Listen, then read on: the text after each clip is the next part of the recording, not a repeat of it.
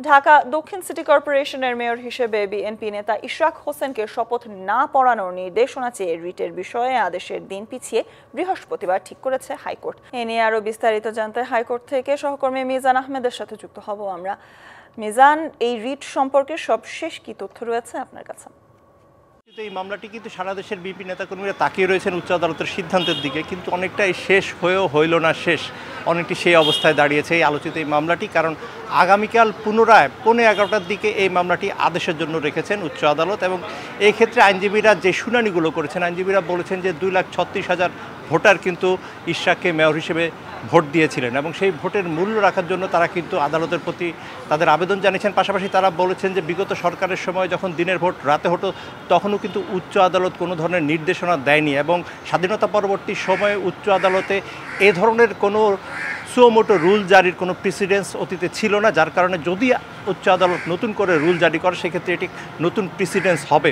অন্যদিকে রিটকারীর আইনজীবী, যিনি ঢাকা দক্ষিণ সিটির বাসিন্দা মামুনুর রশিদ, তার আইনজীবী যেমনটি আদালতে বলেছেন যে ইশরাকের যেই স্বাক্ষর তিনি নির্বাচনী ট্রাইব্যুনালে করেছেন, অন্যদিকে নির্বাচন কমিশনের শুনানিতে তিনি যে স্বাক্ষর করেছেন, দুটো স্বাক্ষরের মধ্যে তারতম্য রয়েছে, দুটো স্বাক্ষরের এক নয় বলে তারা আদালতকে জানিয়েছেন।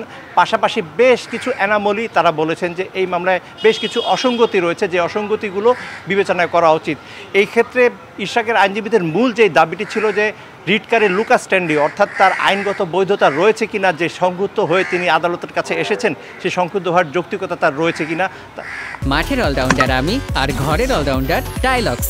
টাইলক্স টয়লেট ক্লিনার, ক্লিন মানেই টাইলক্স। রিটকারীর আইনজীবী বলছেন যে তাদের সেই লুকাস স্ট্যান্ডি রয়েছে কারণ তারা দেখেছেন যে পাবলিক লিটিগেশন ইন্টারেস্টে যে দুটি পোর্শন রয়েছে, কন্টিনিউ ম্যান্ডামাসের পাশাপাশি অন্য যে পোর্শনটি রয়েছে, সেই পোর্শনের মধ্যে দিয়ে আমাদের সেটেলমেন্টের মামলাগুলো কিন্তু উচ্চ আদালতে চূড়ান্ত সিদ্ধান্ত পায়। সত্যি সেই ক্ষেত্রে তাদের সেই যৌক্তিকতা রয়েছে বলে তারা দাবি করেছেন।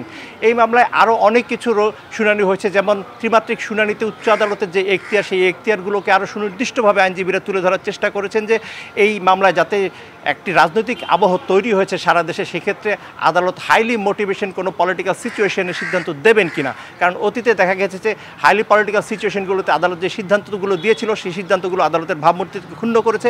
5 আগস্ট পরবর্তী সময়ে সেই সিদ্ধান্ত দেওয়া সঠিক হবে না বলে ইশরাকের পক্ষের আইনজীবীরা জানিয়েছেন।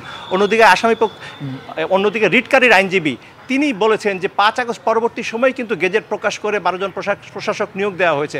অতএব সেই ক্ষেত্রে যে স্পিরিটের কথা বলা হচ্ছে, সেই স্পিরিটের বিষয়ে কিন্তু তার দ্বিমতটি তিনি আদালতের কাছে জানিয়েছেন।